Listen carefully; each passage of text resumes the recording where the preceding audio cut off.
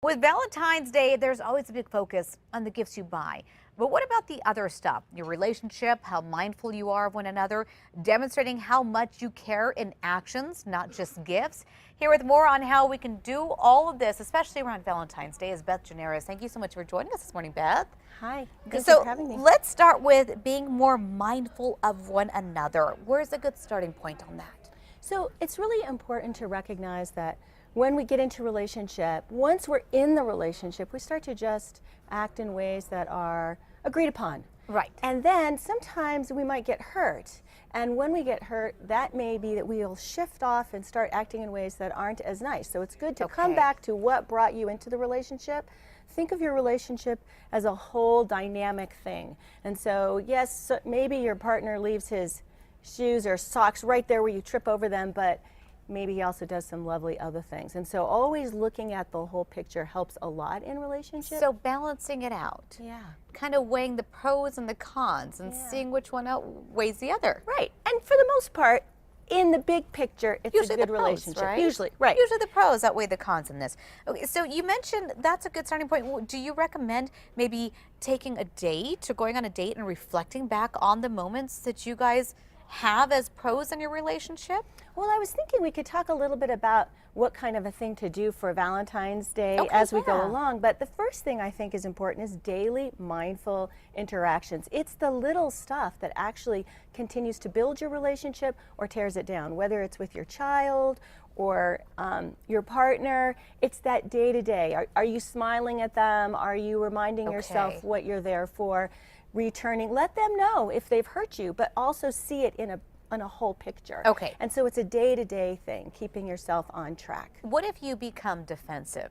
Oftentimes that does happen. Yeah. And it does reflect, maybe you don't realize you're doing it, but it does reflect in your actions. It does. What do you do on that? So I encourage people when they become defensive or even feel a little competitive to try to step back and see what that might be like for them. What's going on with them? And one of the things that I think about, especially if, let's say you're a partner who's staying home, raising the children, and your partner's going out into the world and doing things. Well, maybe you're going to feel a little competitive or defensive about all of what they're getting to do, and see if you can look at it from a different perspective, bring some other things into your life that bring you joy. So kind of put yourself in their shoes. Exactly.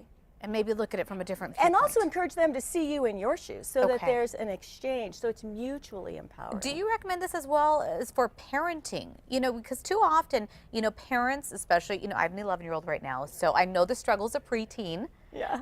Too often we don't put ourselves in our children's shoes and kind of reflect on what they're going through at the time. It's really true. And I think if we just look at physically what's going on with our kids, especially when we're looking at parenting, but I guess with relationship too, if you're hungry, tired, overworked, you're going to be short-tempered. So I want people to focus on how they can connect with each other, how they can work together. I understand you're having a hard time, but you're speaking to me not very nice. How can we do this differently? That's really the key, is that connection and collaboration. Okay. When I think about relationship, it's really important that we don't pay attention to all those books out there that say, play this game and get that guy, because women and men want people that they like and that they want to spend their lives with. So don't start a relationship being someone else. Right. Because then what's going to happen later on, right? You realize who you're really with. Exactly. So that's super important. Let's talk about the upcoming holiday, Valentine's Day, just around the corner. What tips do you offer couples? So, of course, you could take them out to, somebody could go out to dinner, they could do different things, but I like people to think about how they show their love.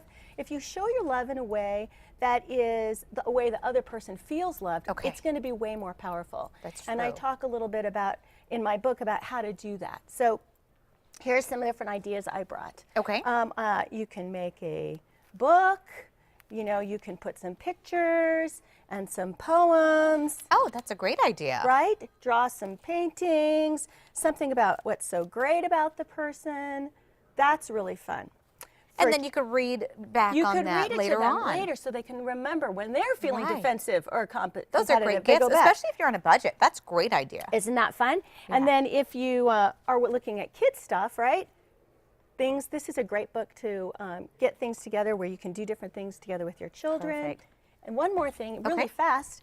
These are just some ideas for recipe books that hold the family together, right? Oh, yeah. And you can do these with some of the other places online. It takes a little more time.